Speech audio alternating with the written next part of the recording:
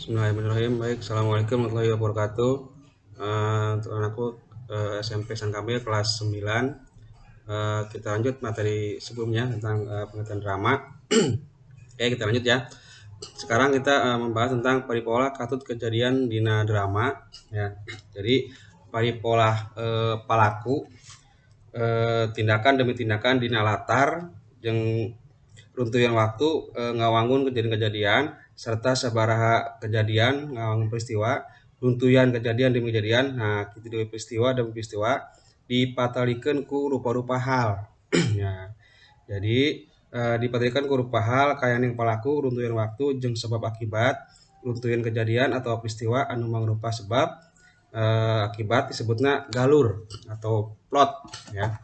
Jadi tiap tingkah laku pelaku ya, paripola ya, tentang tindakan demi tindakan dan latar dan runtuyan waktu ya. Nah, terus membentuk kejadian-kejadian, beberapa kejadian dan peristiwa ini disebutnya galur atau plot. Nah, jadi eh, nah, kejadian yang paripola dina drama teh kawatesan ku panjangna karangan ya, jadi henteu segala rupa kejadian dimuat dina drama. Nah, jadi kejadian dan tingkah laku dalam drama itu eh, dibatasi oleh panjangnya karangan. Nah, jadi henteu segala rupa kejadian dimuat dina drama. Jadi enggak setiap kejadian itu dimuat dalam drama ya, karena dibatasi oleh panjangnya karangan dan waktu ya. Nah, jadi sok disebutkan di karangan drama aya awal jeung akhirna. Nah, jadi drama itu disebut juga ada awalnya dan ada akhirnya ya. Jadi tiap drama itu ada awalnya dan pasti ada akhirnya. Nah, tiap awal itu dimulai drama itu pasti ada kejadian tingkah laku si pelaku ya. Bagaimana dia berbicara, bertindak ya. Itu pasti ada di awal, pertengahan dan nanti ada di akhirnya. Nah, oke di sini ada beberapa galur atau plot dalam drama ya. Yang pertama nih A, secara lahiriah dina wujud naskah drama aya hal-hal anu geus maranti. Nah, jadi secara lahiriah dalam wujud naskah drama itu ada hal-hal yang sudah pasti yang sudah maranti ya. Seperti atau kayaning pertelaan pelaku ya anu ngabrendelkeun ngaranjeng keterangan ngeunaan pelaku ya.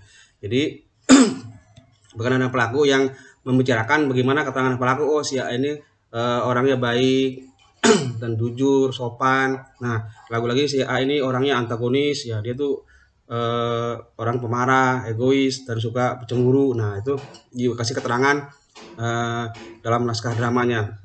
Nah, yang kedua tuh B ini babak jeung adegan. Nah, babak jeung adegan ini adalah yang membagi-bagi karangan dina drama. Ya.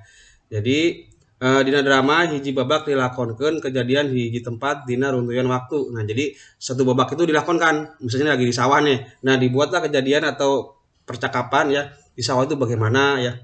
Jadi suatu tempat dan suatu waktu ya. Di sawah di pagi hari dia berbicara ya. Nah, itu nah babak dengarkan. Terus yang C-nya candraan dina awal babak.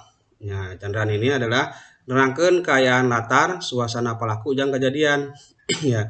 Jadi candraan ini di awal babak dia menerangkan bagaimana keadaan latarnya, suasana pelaku, kejadian di tempatnya bagaimana ya. Itu candraan. Ya, selanjutnya ini D. Nah, ini yang penting. Paguneman. Nyata kalimat langsung para pelaku anu silih tempas. Nah, jadi tiap drama itu misalnya dia sedang di rumah atau ya di ruang tamu ya berbicara ya dengan teman lawannya ya, saling silih tempas, jadi saling membalas, yang si A ngobrol, yang si A ngomong, yang satu lagi mendengarkan, terus saling tempas ya. Atau kadang-kadang dia berbicara sendiri ya, monolog ada ya, itu pagunuman. Jadi kalimat langsung para pelaku anu silih tempas. Oke, yang E ini prolog jeung epilog. Ya. Jadi loba drama anu henteu pake prolog jeung epilog ya. Ada juga drama yang tidak pakai prolog dan epilog. Nah, prolog teh ditulis dina awal drama. Ya, jadi prolog ini ditulis di awal drama ya. Dieusi ku keterangan atau pemanggih pengarang ngeunaan lalakon anu disuguhkeun. Jadi diisi oleh keterangan atau temuan si pengarang berkenaan dengan lalakon yang disuguhkan. Nah, misalnya si pengarang ini menerangkan di awal si pelaku ini sedang mengobrol serius ya di ruangan tamu. Nah, dibuatlah prolog bagaimana si A datang sedang ngobrol, tiba-tiba datang orang ketiga yang menggedor-gedor pintu. Nah, itu ada prolognya jeung epilognya. Nah, jadi diisi ku keterangan atau pemanggih pengarang ngeunaan lakon anu disuguhkeun ya, disuguhkeun, tampilkan. Oke, ya, itu galur tolotnya. Ya, jadi ya, jadi drama itu ya termasuk dasar lakon yang disebut gitu karangan disebab karang drama teh ngabarikeun pari pola pelaku ya. Jadi drama itu termasuk karya sastra lalakon. Kenapa? Karena karangan drama teh ya mengabarikeun pari pola pelaku. Jadi dia menguraikan tingkah laku si pelaku dalam drama. Ya. Oke. Jadi dumasar wangunnya ya ini macam-macam drama.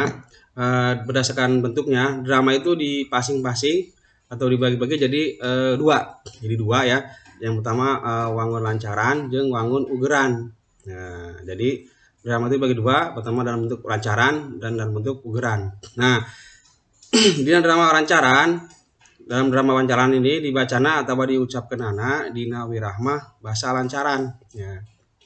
Nah, jadi dalam drama lancaran ini dibacanya atau diucapannya itu dalam wirahma ya, dalam irama lancar berbicara ya. Contohnya lenggang ini nanti Anda bisa searching ya.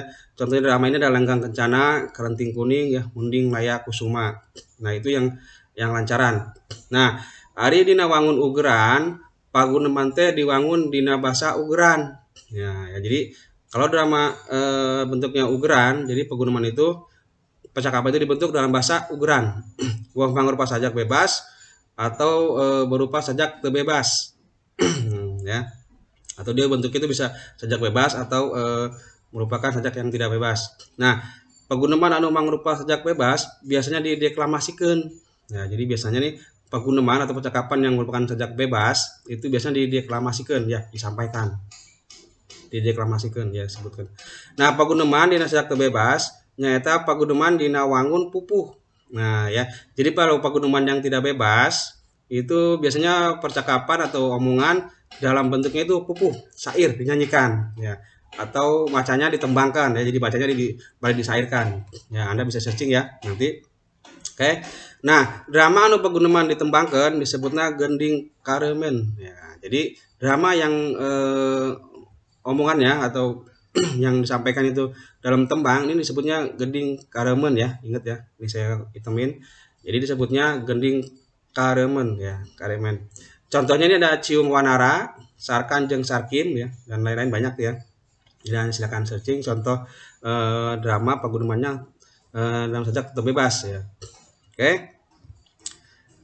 Oke ya, cukup sekian materi singkat dari saya tentang paripola kejadian drama. Jangan lupa jaga 3M ya, menjaga jarak, memakai masker, dan mencuci tangan. Cukup sekian materi singkat dari saya tentang bahasa Sunda ya. Assalamualaikum warahmatullahi wabarakatuh.